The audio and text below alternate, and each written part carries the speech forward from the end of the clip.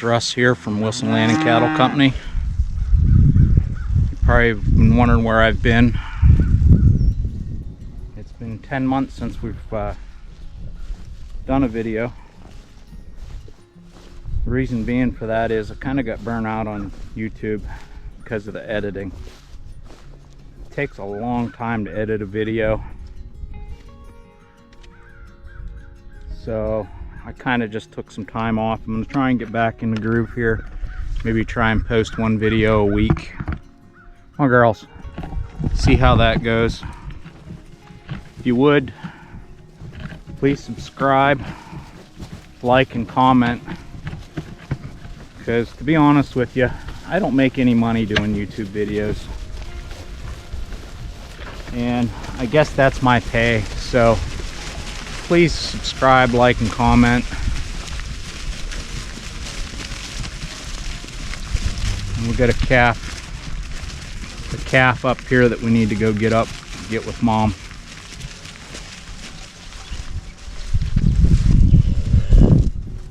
This calf here was born last night. Go on, buddy. Go on, you're tangled up in the fence.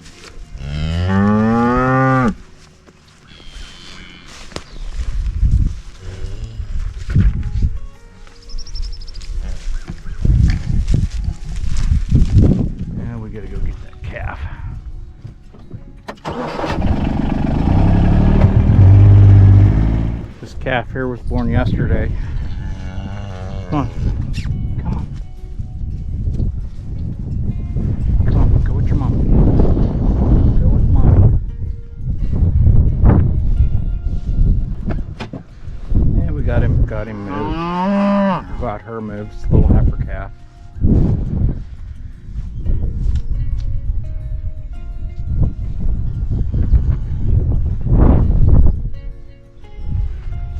Kind of catch you up on the farm here since it's been a while. Last winter we had 317 days of grazing with a cow herd.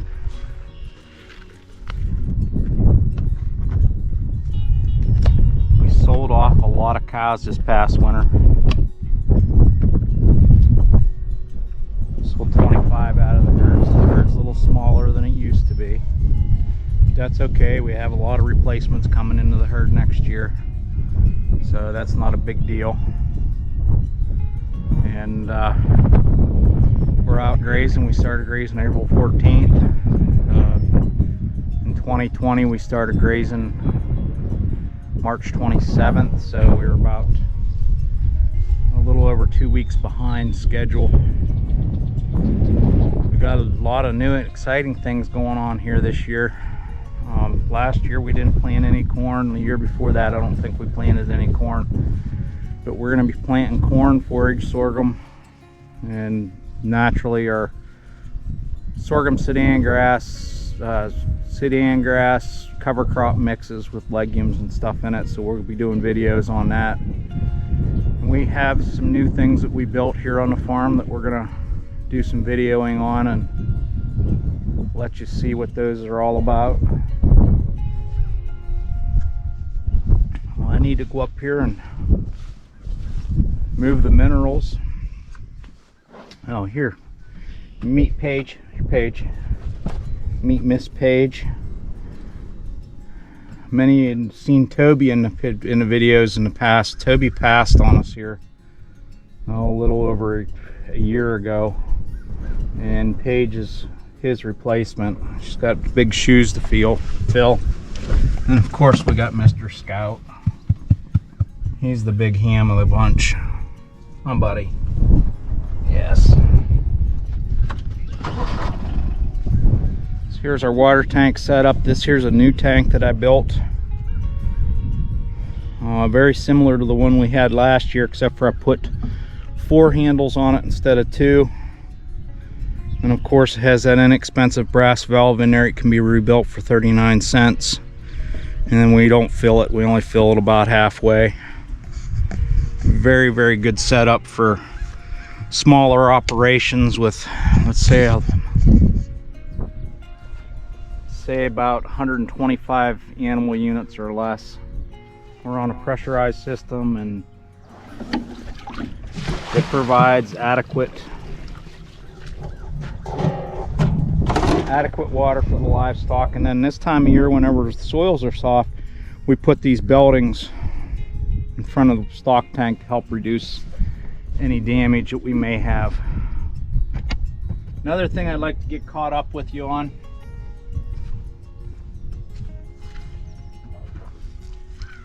I do a daily video on Facebook of things that we've been doing. It's a lot easier for me to post videos on Facebook than they are to do YouTube videos. And that's just because there's no editing involved. Just do what it is, and it is what it is. Post it on Facebook. And I also have a Facebook group that I started. We have people from all over the world in this Facebook group. And it's a great group. It's called Adaptive Grazing Management. If you want to, you can slip over there on Facebook and check that group out. We'd love to have you. We're 500 members strong now,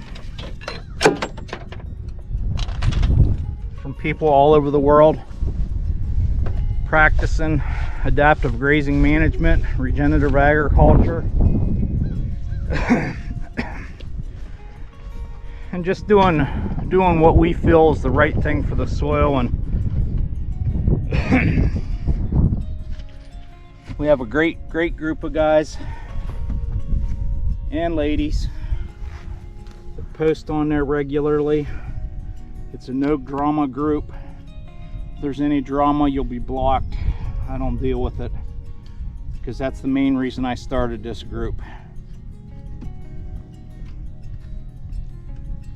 I get tired of the Facebook drama on the other groups. So far, it's been great.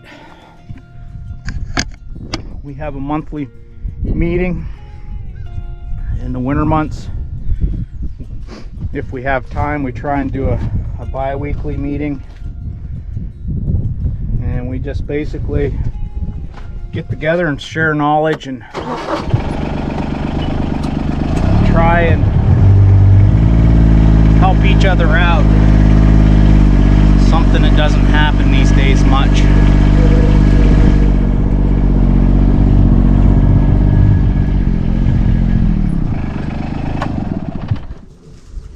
What are you doing, Scout? You chasing the hose?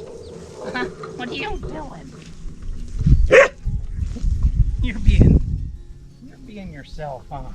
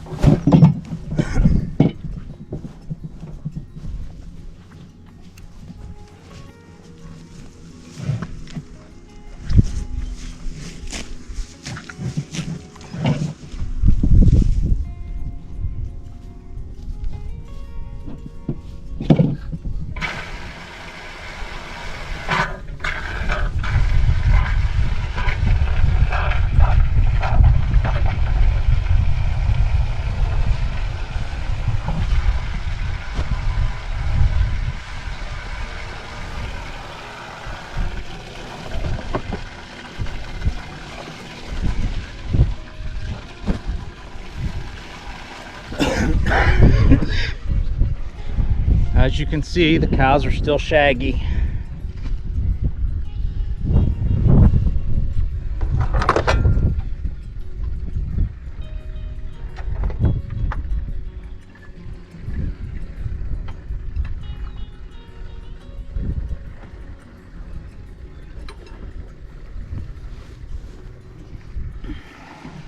We just took care of the cows, got the calves all moved with the cows. They're in an orchard grass, clover, fescue field. We seeded this in last year. It's not very old. We grazed it late last fall, so some of the cow manure is still in the field. And we have clover. This clover had seeded out, so we got little clover plants growing in the cow pats. Check that out.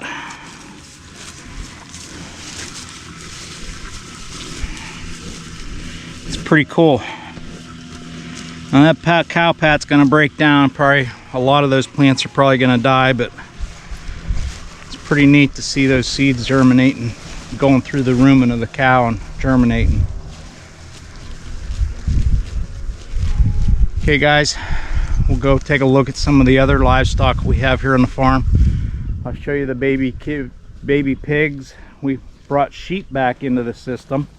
So let's stop over and see the sheep first. Okay, we're over here with the sheep. They're a little bit wild. These sheep here were not babied. Those of you that knew me a few years ago, we had 220 ewes and we ended up selling them all. Just got to be too much with the cows and everything. But I think we're gonna try and rebuild the sheep flock because we've seen great things happen with soil health and sheep. I believe there's 14 lambs in there and there's only 3 ram lambs, so we're gonna keep all the ewe lambs and raise them out and breed them. And then I don't know how many, I guess there's 6 or 7 ewes in there, and then 2 lambs from last year, which should be having babies here this summer. They're hair sheep, nothing fancy about them. The guy had them, he kicked them out in pasture and he didn't mess with them. The only time he messed with them was whenever he was weaning lambs and taking them to the sale barn. So these guys are pretty rough animals. They should be able to take the parasite loads. They are never wormed, never anything done to them. The only thing that we've done to them so far is we trimmed their feet up and they weren't that bad. So I think we're gonna try and go without feet trimming with them here in the future. My daughter has them all named and I don't know their names.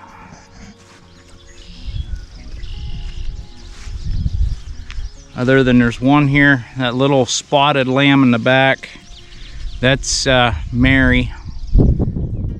Mary's mom had triplets and she didn't have any milk. So my daughter took it upon herself to raise them out raise her out on a bottle. So she was a bottle baby. She's weaned now. She's over 2 months old.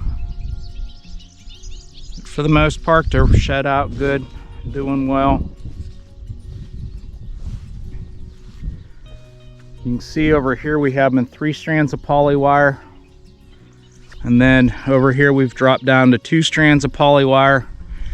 And what I'm hoping is to drop them back to 1 strand of polywire here in the next month or so.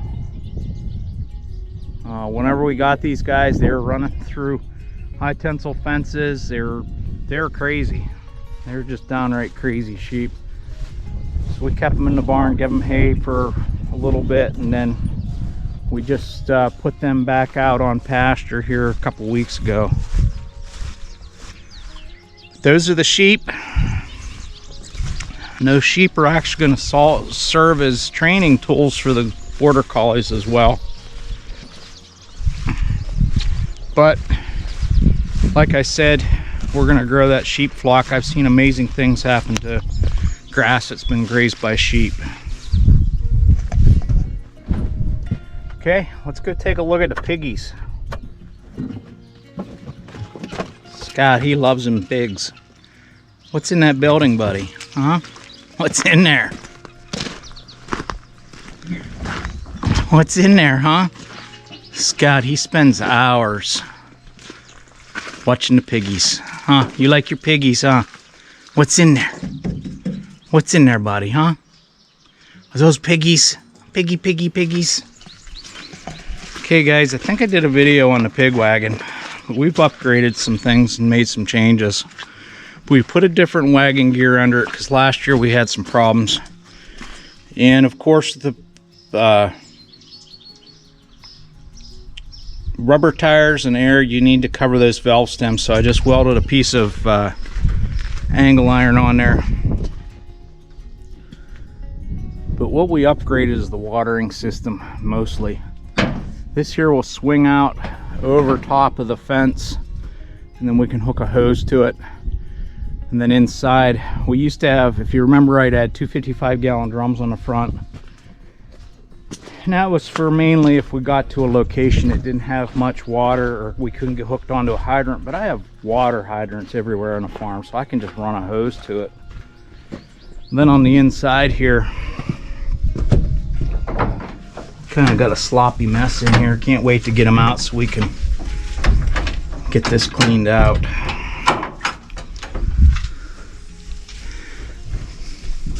Hi, piggies. We got 8 of them.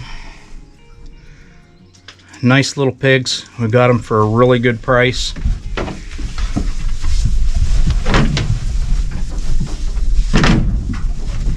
What is that, Scout, huh? But what we changed, we took the 55-gallon drum out and then we put this in. This hose here comes into a valve, and then that'll keep the water level about, I guess, about 4 gallons in this bucket. And then it comes out of the bucket and then goes into a nipple here and then one outside.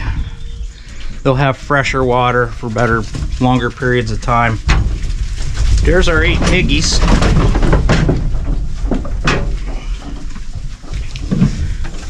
Nice little pigs. Very nice little pigs. We try to use colored pigs because they don't sunburn as quickly.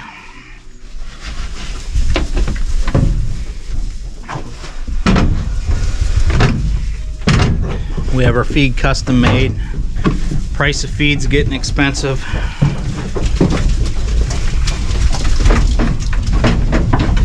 Corn and soybeans. The last time we bought pig feed, our soybean price, or our corn price, was over $6 a bushel, and that's a third more than what we paid for it last year.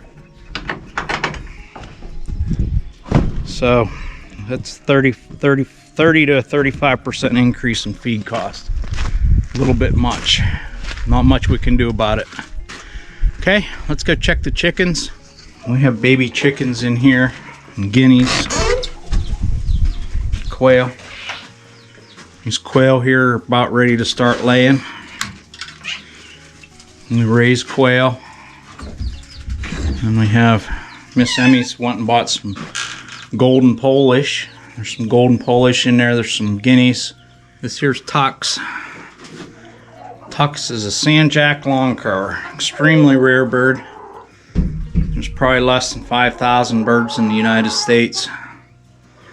Very expensive bird. If anybody's interested, we sell sandjacks. So here's our quail pen. Our breeding quail. We don't have many in there. They're getting pretty old, getting pretty well along in their life cycle. So some of the quail that are in there, we're going to replace them with it.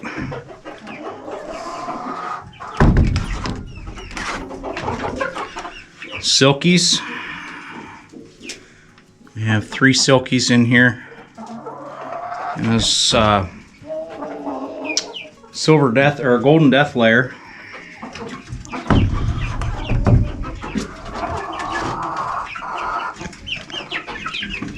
And this here's a young pen of tamaroos.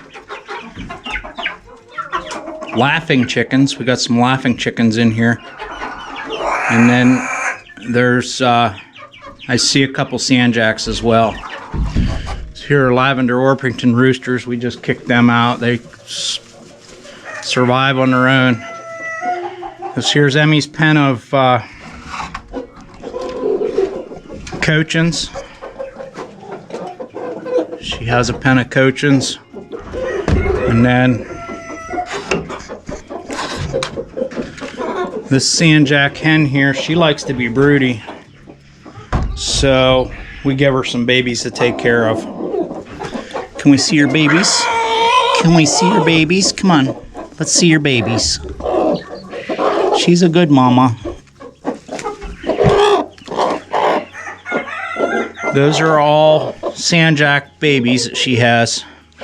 They're actually, we hatched them out of eggs that she laid. Pen of tamaroo long crowers. This here's a pen of cream leg bars. And here's a pen of guineas, our guineas that we hatch.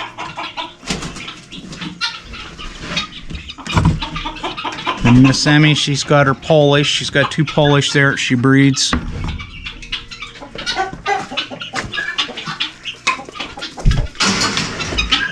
And then this pen here is just laying, just a mixed pen.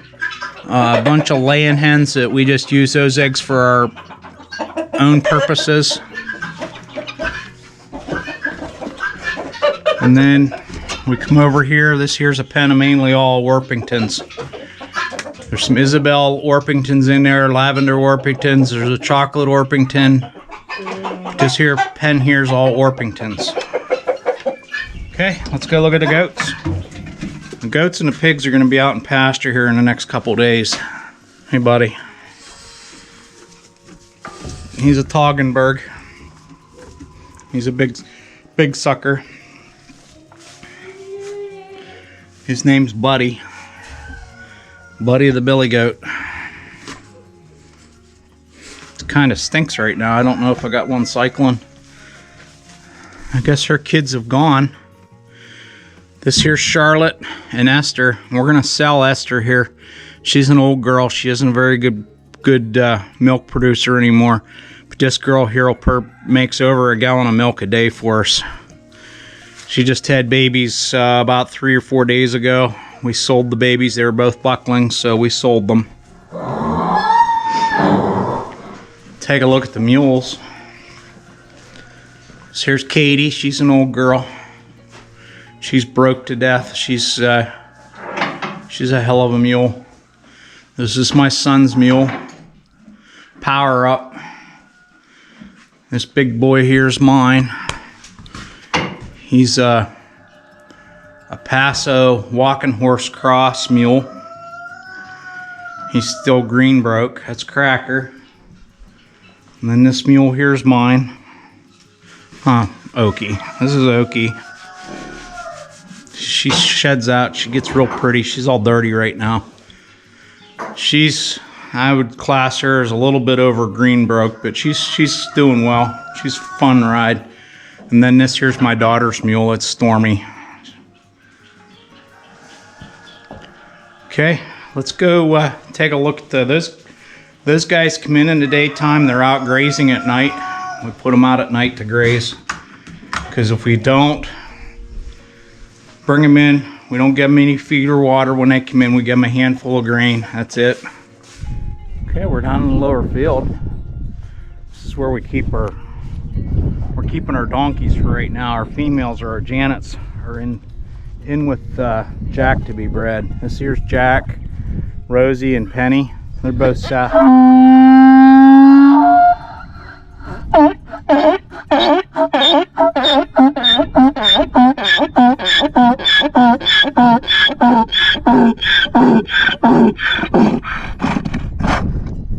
Okay, Jack, you feel better now?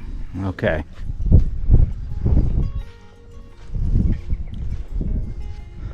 Those are saddle donkeys. We ride those 2 donkeys, those 2 females. and they're just down here being bred. They're usually up with the mules. These guys here, 3 of these 4 bulls are sold. They're going to new homes. They're just coming a year old, a little less than a year old, I see. And then these here are the two breeding bulls. They're never babied.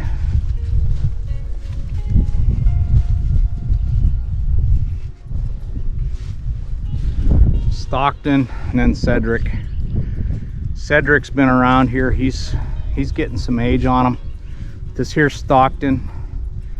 He was fed the poorest quality feed through this past winter. I had it tested. It's right around 7% crude protein.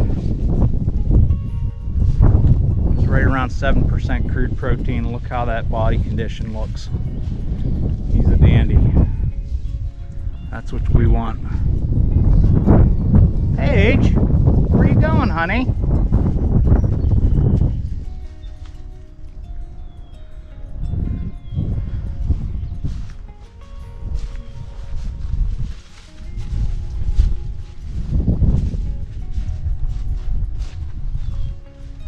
That's a look at the animals on the farm that we have right now. We don't have any plans on getting any more other than babies, so that's what we're working with for our grazing this summer. I'm still doing a lot of soil health stuff, grazing consulting. I've been doing a lot of grazing consulting, busy with that.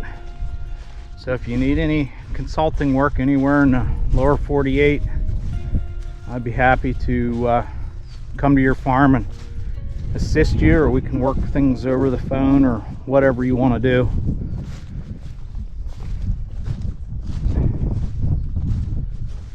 If you would, please comment, subscribe, like, and share with a friend. As I said at the beginning of the video, I've kind of got burnt out doing YouTube videos because of the time it takes to edit them. It takes a long time for me to edit a video. And I like to think of those likes, comments, shares, and subscriptions as my payment for bringing content to you, because I don't make a cent. It actually costs me money to do YouTube videos. I'm not asking for any money or anything like that. Just, you know, just give me some likes, comments, and subscriptions. I'd appreciate it. We'll talk to you later. So long.